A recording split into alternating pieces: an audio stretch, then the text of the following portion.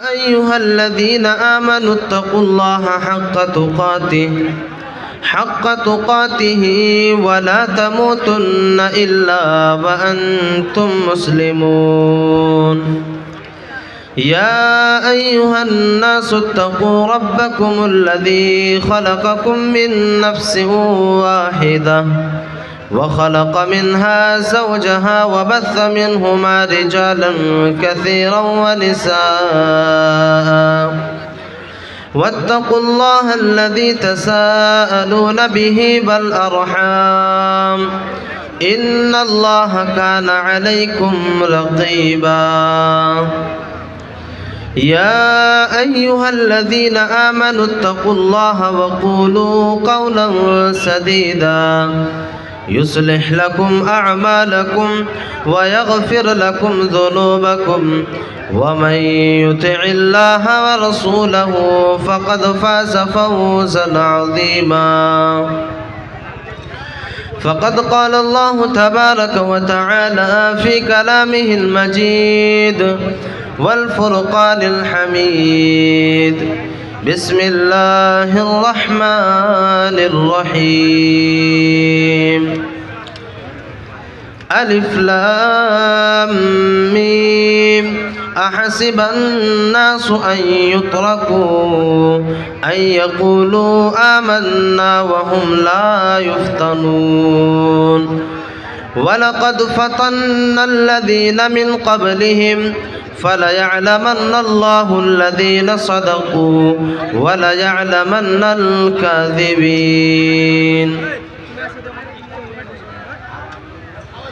وقال النبي صلى الله عليه وسلم: إن لكل أمة فتنة أمتي المال.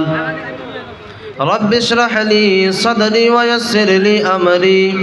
واحلل عقدة من لساني يفقه قولي. رب زدني علما رب زدني علما اللهم رب زدني علما. اسٹیج پر جلوہ افروز علماء کرام اور سامنے بیٹھے ہوئے بزرگوں اور نوجوان ساتھیوں اور مستقبل کے ہونہار بچوں، اللہ تبارک و تعالیٰ کا بے پایا شکر و احسان ہے کہ اس نے مجھ ناچیز کو یہ موقع عنایت کیا کہ آپ جیسے معزز شخصیتوں کے سامنے اسلام کی اور دین کی کچھ باتیں آپ تک پہنچانے کا موقع عنایت کیا۔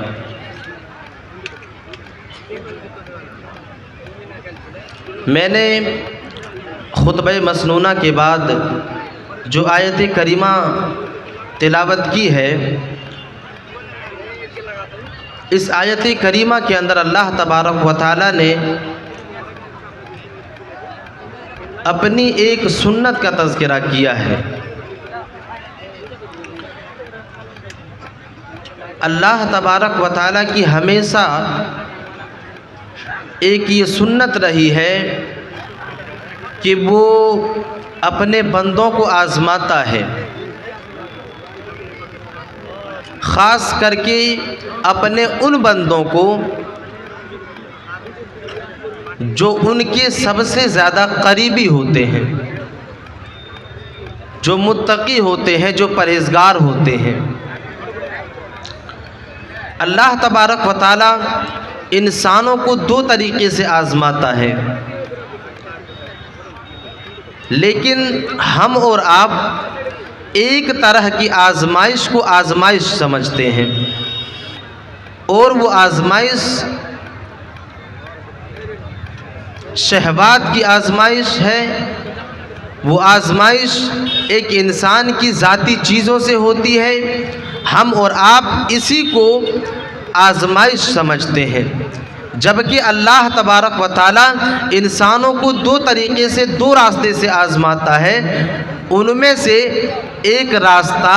فتنے کا راستہ ہے۔ یعنی اللہ تبارک و تعالیٰ ایک انسان کو، اپنے متقی بندوں کو، اپنے پرہیزگار بندوں کو فتنے میں ڈال کر کے بھی آزماتا ہے اور آزمائش میں ڈالتا ہے۔ اس کا تذکرہ اللہ تبارک و تعالیٰ نے سورہ عنکبوت کے اندر کیا۔ اللہ تبارک و تعالیٰ قرآن مجید کے اندر ارشاد فرماتا ہے، الف لام میم احسب الناس ان یترکوا ان یقولوا آمنا وهم لا یفتنون۔ اللہ تبارک و تعالیٰ دنیا والے انسانوں کو خبردار کر رہا ہے، اللہ تبارک و تعالیٰ مومن بندوں کو آگاہ کر رہا ہے، اللہ تبارک و تعالیٰ اپنے متقی بندوں کو خبردار کر رہا ہے۔ احسب الناس ان یترکوا، کہ کیا تم لوگوں نے یہ گمان کر رکھا ہے، کیا تم لوگوں نے یہ تصور کر رکھا ہے، کیا تم لوگوں نے یہ سوچ رکھا ہے، احسب الناس ان یترکوا ان یقولوا آمنا وهم لا یفتنون، کہ ہم یہ کہہ دیں گے کہ ہم ایمان والے ہیں، ہم یہ کہہ دیں گے کہ ہم مومن ہیں، اس لیے ہمیں فتنے میں نہیں ڈالا جائے گا، اس لیے اللہ تبارک و تعالیٰ ہمیں آزمائش میں نہیں ڈالے گا۔ اللہ تبارک و تعالیٰ ایمان والے بندوں سے کہہ رہا ہے کہ اے میرے بندوں، کیا تم نے یہ گمان کر لیا، کیا تم نے یہ سوچ رکھا ہے کہ ہم یہ کہہ دیں گے کہ ہم ایمان والے ہیں، یا ہم یہ سوچ لیں گے کہ ہم تو متقی ہیں، ہم تو پرہیزگار ہیں، اس لیے ہمیں اللہ تبارک و تعالیٰ فتنوں میں نہیں ڈالے گا، اس لیے اللہ تبارک و تعالیٰ ہمیں آزمائش میں نہیں ڈالے گا۔ اللہ تبارک و تعالیٰ اس کے جو ہے جسٹ دوسرے آیت کریمہ کے اندر بیان کر رہا ہے، اللہ تبارک و تعالیٰ ان بندوں کو جواب دے رہا ہے، وَلَقَدْ فَتَنَّ الَّذِينَ مِن قَبْلِهِمْ، اے بندو، اے مومنو، ہم تمہیں بھی آزمائش میں ڈالیں گے، اور ہم تمہیں آزمائش میں اس لیے ڈالیں گے کہ ہم نے تم سے پہلے لوگوں کو بھی آزمائش میں ڈالا تھا۔ وَلَقَدْ فَتَنَّ الَّذِينَ مِن قَبْلِهِمْ فَلَيَعْلَمَنَّ اللَّهُ الَّذِينَ صَدَقُوا، ہم تمہیں بھی آزمائش میں ڈالیں گے، کیونکہ ہم نے تم سے پہلے لوگوں کو بھی آزمائش میں ڈالا تھا، ہم نے تم سے پہلے لوگوں کو بھی فتنے میں ڈالا تھا، اور ان لوگوں کو فتنے میں ڈالنے کے بعد ہم نے اس کے ایمان کو بھی جانچا تھا، ہم نے اس کے ایمان کو بھی پرکھا تھا۔ وَلَقَدْ فَتَنَّ الَّذِينَ مِن قَبْلِهِمْ فَلَيَعْلَمَنَّ اللَّهُ الَّذِينَ صَدَقُوا۔ اللہ تبارک و تعالیٰ ایک انسان کو فتنے میں کیوں ڈالتا ہے؟ اللہ تبارک و تعالیٰ ایک انسان کو آزمائش میں کیوں ڈالتا ہے؟ اللہ تبارک و تعالیٰ اسی آیت کریمہ کی دوسرے ٹکڑے کے اندر بیان کر رہا ہے، فَلَيَعْلَمَنَّ اللَّهُ الَّذِينَ صَدَقُوا وَلَيَعْلَمَنَّ الْكَاذِبِينَ۔ اے لوگوں، ہم تمہیں اس لیے آزمائش میں ڈالتے ہیں، ہم اس لیے تمہیں فتنے میں ڈال کر کے آزماتے ہیں تاکہ میں جان لوں کہ کون سچے ہیں اور کون جھوٹے ہیں۔ اللہ تبارک و تعالیٰ ایمان والوں کو، متقی کو، پرہیزگاروں کو اس لیے آزمائش میں ڈالتا ہے اور اس لیے اس کے اوپر فتنے کو مسلط کرتا ہے تاکہ اللہ تبارک و تعالیٰ جان لے کہ کون جھوٹے ہیں اور کون سچے ہیں۔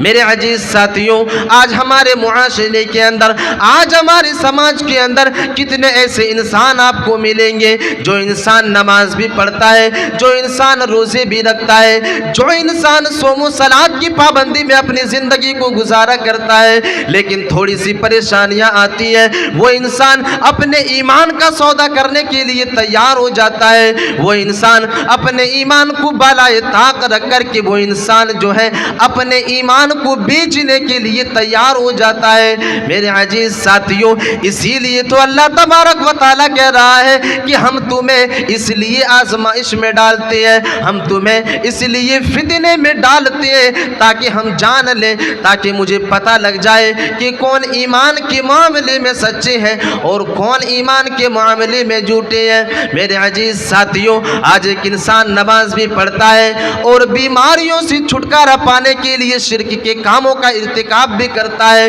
آج ایک انسان روزہ بھی رکھتا ہے اور روزے کی حالت میں ایک انسان شرک جیسے کاموں کا ارتکاب بھی کر لیتا ہے. میرے عزیز ساتھیوں، اسی لیے تو اللہ تبارک و تعالیٰ کہہ رہا ہے کہ ہم تمہیں اس لیے آزمائش میں ڈالتے ہیں، اس لیے ہم تمہیں فتنے میں ڈالتے ہیں تاکہ ہم جانچیں اور پرکھیں کہ تمہارا ایمان سچ ہے یا جھوٹ ہے.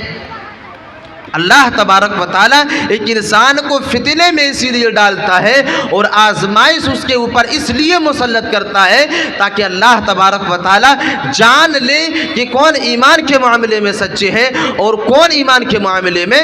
جھوٹے ہیں. تو فتنے جب ایک انسان کے اوپر آئے تو ایک انسان کو ثابت قدم رہنا چاہیے اور فتنے کے دور میں بھی، آزمائش کے دور میں بھی ایک انسان کو نیک عمل کرنی چاہیے. اللہ کے نبی صلی اللہ علیہ وسلم اسی چیز کے بارے میں ایک حدیث کے اندر اشارہ کر رہے ہیں. اللہ کے نبی صلی اللہ علیہ وسلم فرماتے ہیں بادروا فی الاعمال فتنا. اللہ کے نبی صلی اللہ علیہ وسلم فرماتے ہیں کہ اے میرے صحابیوں کی جماعت، اے لوگوں، تم نیک عمل کرنے میں جلدی کرو، تم نیکی کے کاموں کو کرنے میں جلدی کیا کرو. بادروا فی الاعمال فتنا، یہاں تک کہ تمہارے معاشرے کے اندر فتنہ ظاہر ہو جائے. اے لوگوں، تم نیک عمل کرنے میں جلدی کیا کرو، تم نیکی کرنے کے لیے جلدی کیا کرو، تم نیکی کے معاملے میں آگے رہا کرو. کہیں ایسا نہ ہو کہ تمہاری معاشرے کے اندر فتنے کا بول بالا ہو جائے، کہیں ایسا نہ ہو کہ تمہارے معاشرے کے اندر فتنے اپنے جڑیں مضبوط کر لے. پھر آگے اللہ کے نبی صلی اللہ علیہ وسلم فرماتے ہیں قطع اللیل المظلم. اللہ کے نبی صلی اللہ علیہ وسلم فرماتے ہیں کیونکہ جب تمہارے معاشرے کے اندر فتنے اپنی جڑیں مضبوط کر لے گا، جب تمہارے معاشرے کے اندر فتنہ ظاہر ہو جائے گا، اس وقت تم نیک عمل نہیں کر سکتے ہو، اس وقت تمہیں نیکی کرنے میں دشواری ہوگی، اس وقت تمہیں نیک عمل کرنے میں پریشانی ہوگی. قطع اللیل المظلم. اور فتنے اس طرح تمہارے معاشرے کے اندر ظاہر ہوں گے، اس طرح فتنے اپنی جڑیں تمہارے معاشرے کے اندر مضبوط کر لے گا. جس طرح رات کی تاریکی میں اندھیرا چاروں طرف چھا جاتا ہے، بالکل اسی طرح فتنے تمہارے معاشرے کے اندر چھا جائیں گے. جیسے ایک انسان رات کی تاریکی میں اپنے گھر سے نکلتا ہے، جیسے ایک انسان رات کے اندھیرے میں اپنے گھر سے نکلتا ہے تو اس کو اپنی چاروں طرف جو ہے اندھیرا ہی اندھیرا نظر آتا ہے، بالکل اسی طرح جب تم نیک عمل کرنے کے لیے نکلو گے تو تمہارے چاروں طرف جو ہے فتنے ہی فتنے نظر آئیں گے. تمہارے چاروں طرف جو ہے فتنے ہی فتنے نظر آئیں گے. اس لیے تم نیک عمل کرنے میں جلدی کرو اور نیک عمل کرنے کے معاملے میں آگے رہا کرو. پھر اللہ کے نبی صلی اللہ علیہ وسلم اسی حدیث کے اندر بیان کرتے ہیں کہ فتنے اس طرح تمہارے معاشرے کے اندر چھا جائے گا، فتنے اس طرح تمہارے معاشرے کے اندر گھر کر لے گا، فتنے اس طرح تمہارے معاشرے کے اندر پھیل جائے گا کہ ایک انسان صبح کے وقت مومن ہوگا لیکن شام ہوتے ہوتے وہ انسان کافر ہو جائے گا. یصبح الرجل مؤمنا ویمسی کافرا. فتنے اس طرح تمہارے معاشرے کے اندر چھا جائیں گے، فتنے تمہارے معاشرے کے اندر اس طرح اپنی جڑیں مضبوط کر لے گا کہ ایک انسان شام کے وقت جو ہے کافر ہو جائے گا، وہ انسان صبح کے وقت تو مومن ہوگا، مومن بن کر کے اپنے گھر سے نکلے گا، لیکن شام کے وقت جب وہ آدمی اپنے گھر کے اندر داخل ہوگا اتنے دیر میں وہ انسان کافر ہو چکا ہوگا، وہ انسان اپنے ایمان کا سودا کر چکا ہوگا، وہ انسان اپنے ایمان کو بالائے طاق رکھ چکا ہوگا، وہ انسان ایک چائے کی بھاڑ میں اپنی جو ہے ایمان کو بیچ ڈالے گا. اللہ کے نبی صلی اللہ علیہ وسلم اسی بات کی طرف اشارہ کر رہے ہیں. اللہ کے نبی کہہ رہے ہیں یصبح الرجل مؤمنا ویمسی کافرا. صبح تو وہ انسان مومن ہوگا لیکن شام ہوتے ہوتے وہ آدمی کافر ہو جائے گا، شام ہوتے ہوتے وہ آدمی دین سے پھر جائے گا.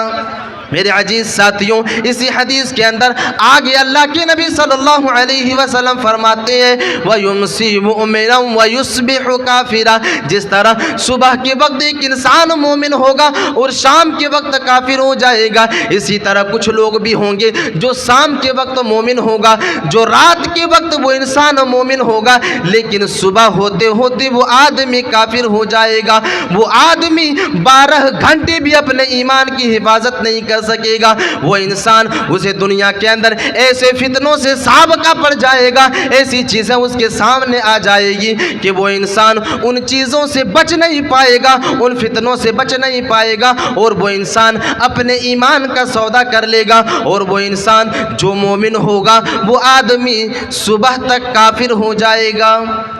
وہ آدمی صبح تک کافر ہو جائے گا۔ اور آج ہمارے معاشرے کے اندر اس کا جیتا جاگتا ادھارن موجود ہے۔ سماج کے اندر، معاشرے کے اندر کتنے ایسے لوگ آپ کو ملیں گے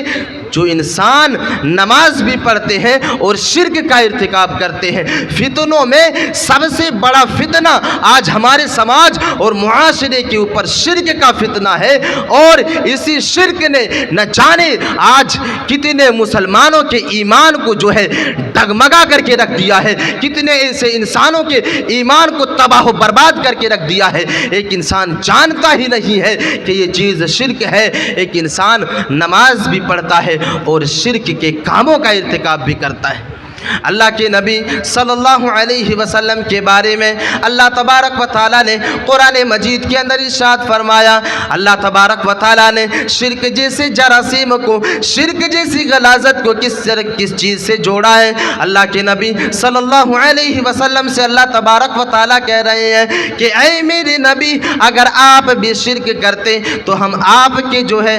نیکیوں کو برباد کر دیتے، ہم آپ کے نیک عمل کو برباد کر دیتے۔ میرے عزیز ساتھیوں، یہ کتنا بڑا فتنہ ہے، اس بات سے اندازہ لگائیں، اس بات کے اوپر غور و فکر کرنے کی کوشش کریں، یہ شرک کتنا بڑا فتنہ ہے۔ آج جب ایک عالم اسٹیجوں سے، آج ایک مولوی جب مسجد کی مینارے سے جو ہے اور منبر رسول سے شرک کے اوپر گفتگو کرتا ہے تو ایک آدمی طنز کرتا ہے کہ یہ تو اہل حدیث علماء ہیں جو شرک کے اوپر ہی گفتگو کیا کرتے ہیں۔ میرے عزیز ساتھیوں، اگر اہل حدیث علماء لوگوں کو شرک سے روکنے کی کوشش کرتا ہے، لوگوں کو شرک سے بچانے کی کوشش کرتا ہے، تو واحد ریزن یہ ہے کہ اللہ تبارک و تعالیٰ نے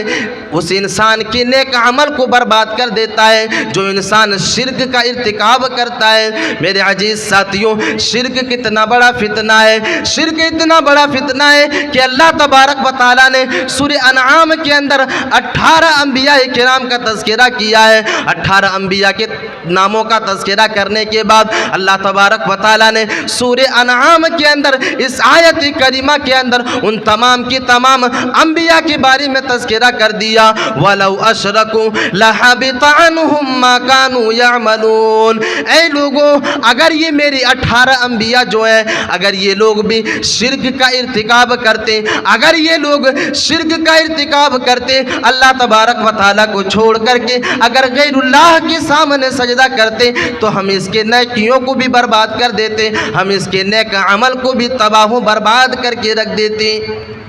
اللہ تبارک و تعالیٰ شرک کے فتنے کو اجاگر کر رہا ہے، اللہ تبارک و تعالیٰ شرک کے فتنے کو بیان کر رہا ہے کہ یہ کتنا بڑا فتنہ ہے کہ اگر میرے نبی، میرے رسول بھی اگر شرک جیسی غلاظت کا ارتکاب کر لیتے تو ہم اس کے بھی نیکیوں کو برباد کر دیتے، ہم اس کے بھی نیکیوں کو تباہ و برباد کر کے رکھ دیتے اور اس کے نام اعمال کو جو ہے غارت کر کے رکھ دیتے اگر یہ لوگ بھی شرک جیسے کام کا ارتکاب کرتے۔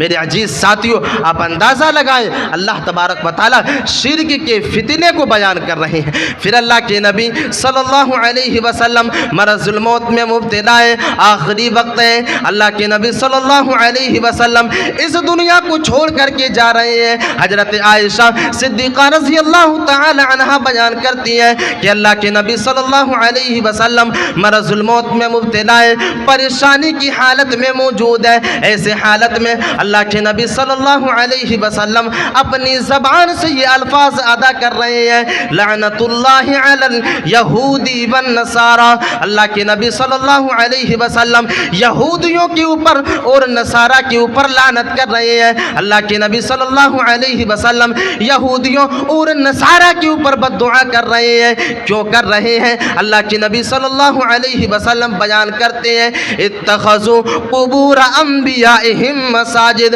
کیونکہ ان لوگوں نے اپنے نبیوں کی قبروں کو سجدہ کرنے کی جگہ بنا لیا۔ ان لوگوں نے اپنے نبیوں کی قبروں کو جو ہے سجدہ کرنے کی جگہ بنا لیا، یعنی یہ لوگ جو ہے اللہ تبارک و تعالیٰ کے ساتھ اپنے انبیاء کو بھی شریک کر لیا کرتے تھے۔ جس طرح اللہ تبارک و تعالیٰ کو بھی حاجت روا مانتے تھے، جس طرح اللہ تبارک و تعالیٰ کو مشکل کشا مانا کرتے تھے، بالکل اسی طرح یہ لوگ اپنے نبیوں کو بھی مشکل کشا سمجھا کرتے تھے، اپنے نبیوں کو بھی حاجت روا مانا کرتے تھے اور اپنے نبیوں کی قبروں کے اوپر سجدہ کیا کرتے تھے۔ میرے عزیز ساتھیوں، شرک کے فتنے کا اندازہ لگائے اللہ کے نبی صلی اللہ علیہ وسلم اپنے آخری وقت میں بھی اپنے امتیوں کو تنبیہ کر رہے ہیں، اپنے امتیوں کو آگاہ کر رہے ہیں کہ اے لوگوں، تم شرک کے قریب نہ جانا۔ پھر اللہ کے نبی صلی اللہ علیہ وسلم ایک دوسری حدیث کے اندر بیان کرتے ہیں، اللہ کے نبی صلی اللہ علیہ وسلم بیان کرتے ہیں،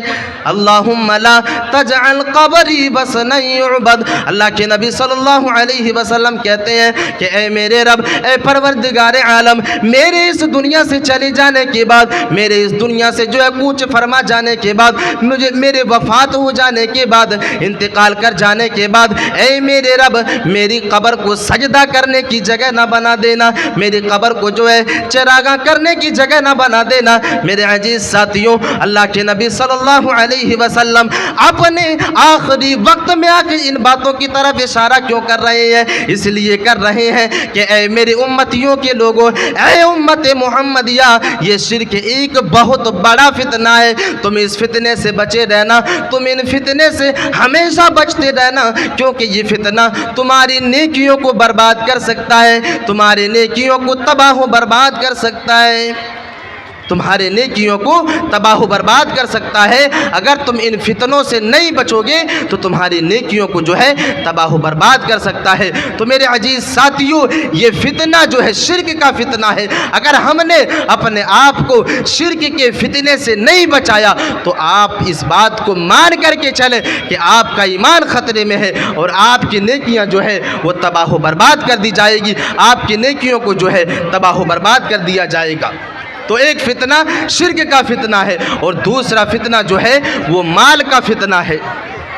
دوسرا فتنہ مال کا فتنہ ہے۔ آج معاشرے کے اندر، سماج کے اندر نہ جانے کس طرح کے لوگ جو ہیں اس فتنے کے اوپر مبتلا ہے، اور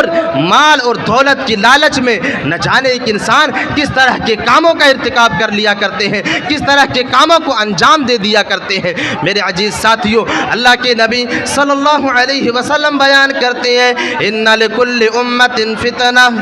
ان لکل امت فتنہ، فتنۃ امتی المال۔ اللہ کے نبی صلی اللہ علیہ وسلم بیان کر رہے ہیں، ان لکل امت فتنہ، فتنۃ امتی المال۔ اللہ کے نبی صلی اللہ علیہ وسلم بیان کر رہے ہیں، اللہ کے نبی صلی اللہ علیہ وسلم واضح کر رہے ہیں کہ اللہ تبارک و تعالیٰ نے ہم سے پہلے تمام کے تمام امت۔ بھائیو، آپ لوگوں سے گزارش ہے، آپ لوگ اطمینان سے بیٹھے ہیں، سانسد صاحب آ رہے ہیں، آپ لوگ دیکھ پائیں گے، ایسے آپ لوگ ہو مت مچائیے، آپ لوگ اطمینان سے اپنی اپنی جگہ پہ بیٹھ جائیں۔